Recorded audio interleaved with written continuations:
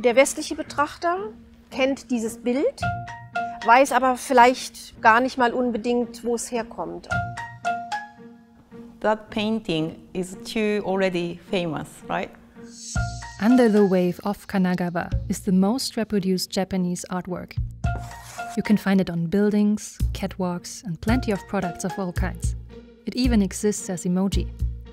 The wave has become a meme and a trademark. Who is the artist behind this artwork, and how did it become so famous? It all began in the year 1830 in Edo, the former Tokyo. Diese Ära war begleitet von schlechten Ernten erstmal, dann von Hungersnöten, Naturkatastrophen und einem ziemlich korrupten Regierungssystem. Und die Leute hatten tatsächlich Hunger. Antje Papist-Matsowo is an expert in East Asian art history at the Freie Universität in Berlin. The Edo from 200 years ago is a city of about 1 million people. One of them is 70-year-old Katsushika Hokusai, a renowned ukiyo-e artist. He's known for his portraits of kabuki actors, book illustrations, erotic scenes, mystical images, and landscapes. Artists like Hokusai were under pressure from the military government that wanted to uphold its control over the citizens. Many art genres were banned, as were discussions about politics. Hokusai lived in simple lodgings. One day he was asked to produce a series of landscape images, focusing on the holy Fuji mountain. In the following 5 years, Hokusai created more than 36 color woodblock prints. In one of the prints, a large wave towers over a small Fuji and 3 fishing boats.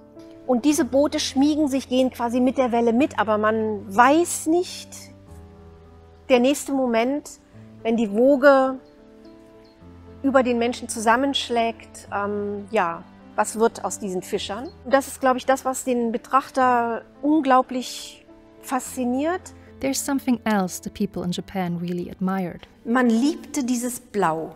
The Berlin blue, which was new and fashionable in Japan at the time, was imported from the German state of Prussia, probably via China or the Netherlands. Color woodblock prints mainly were produced as souvenirs for the poor masses and didn't count as art. At the time, a copy of the wave print probably cost as much as 1 portion of noodle soup. There's another reason why the image was so popular in Japan, and it has to do with its point of view. In the center of the ocean you can see Fuji Mountain, the symbol for Japan. Für den damaligen Betrachter muss das etwas ganz Ungewöhnliches gewesen sein, dass man quasi von außen auf dieses Land Japan schaut. Und es hat etwas damit zu tun, dass Japan in dieser Zeit abgeschottet war.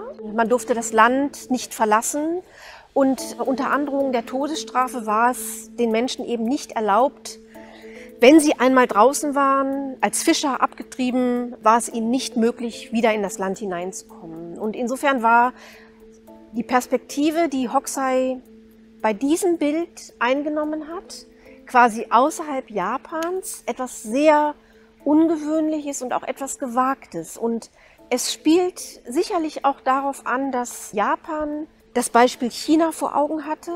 For many years, Western nations had tried to gain access to East Asian countries, to unlock new markets for their products. Die Großmächte des Westens hatten China gezwungen, sich zu öffnen. Es sind ungleiche Verträge aufgezwungen worden. Und das Gleiche geschah mit Japan auch. So the Great Wave eventually was also viewed as a symbol for the threat of foreign influence. When the artwork was made, however, it was still 30 years until that threat became reality.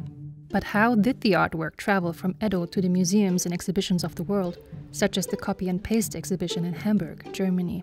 Even though Japan was isolated, the country was in contact with other nations through delegations. The Netherlands were one of the few countries with access to the Japanese market. Es war ja schon in Japan selber ein Bestseller. Und natürlich war es dann auch in einer größeren Menge für Ausländer verfügbar. The foreigners transported the artwork on their ships to Europe. Some of the Japanese woodblock prints were also first discovered on those ships, as Aiko Tezuka explains. She's a Japanese artist based in Berlin.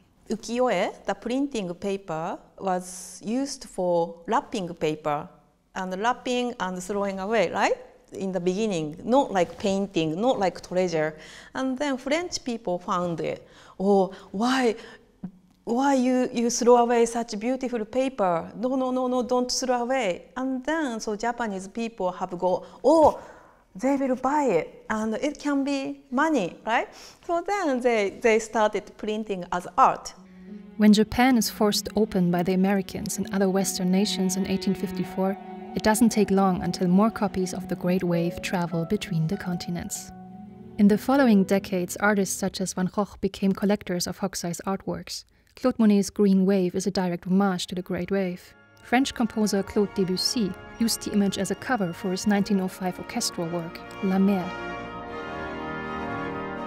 European collectors are amazed by Hokusai's artworks, also because the artist had used elements of Dutch landscape paintings that probably were available in Japan in his image.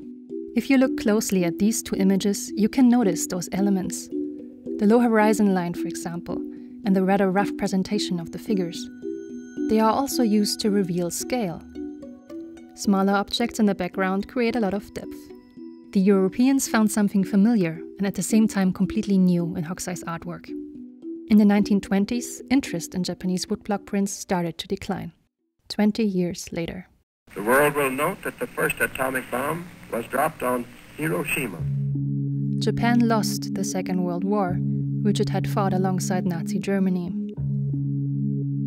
Also nachdem Japan kapituliert hatte, war es ja besetzt, mehrere Jahre noch, bis 1952. Dann sind die Amerikaner abgezogen. Japanese in the big cities like Tokyo and Yokohama are faced with acute shortages of food and goods of every description. Und es gab viele, auch private Sammler, GIs, die Kunst gesammelt haben und da vor allen Dingen auch die Farbholzschnitte. Denn sie sind leicht, man kann sie gut transportieren und sie wurden billig erworben, weil sie zu diesem Zeitpunkt tatsächlich in Japan noch nicht wieder diesen Stellenwert als Kunstwerke hatten, den sie heute haben. Publishers have found an easy way to market the artwork globally. They just deleted Fuji Mountain from the image, so it no longer had to be tied to Japan. Today, the image is also used to advocate for environmental protection and to illustrate natural disasters. The motive of the wave especially is used in advertisements, even if they barely have anything to do with the artwork itself. At the same time, the wave often served as a poster child for the entirety of Japanese art. Japanese is easier probably for me. ヨーロッパの人が、西洋の人が北斎を好きなのは嬉しいけど、それは日本のほんの一部だから、もっとたくさんの宝物あるいは造形物があるから、もっとワイドにその層を知ってもらえたらもっと面白いのになと思います。So has the artwork lost its meaning? Not necessarily. First of all, the print originally was produced as a souvenir, a role it still fulfills today. And not all customers in the old Edo had been aware of its political meaning. And yes, even if modern adaptations often aim to be on the humorous side, everyone can find a deeper meaning of the artwork, if they're willing. I can feel the struggle of these boats. To me, it can represent the struggle of things that surround us, but at the same time how we can cope up with them. Es spiegelt Naturschönheit wider, es gibt aber auch den Schrecken der Natur wider. Also man sieht dieses Bild und versteht es intuitiv. The print also helped to achieve something essential, that Japan started valuing one of its most important cultural traditions and artists. They connect the country to its past culture, that first was threatened by the speedy modernization in the 19th century. Everything has been changed, and we tried to be European people where we are importing or learning European culture. And then after the World War II, we became Americanized. It made big extreme disconnection to pre-modern Japan to us.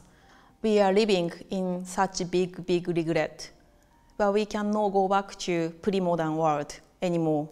We cannot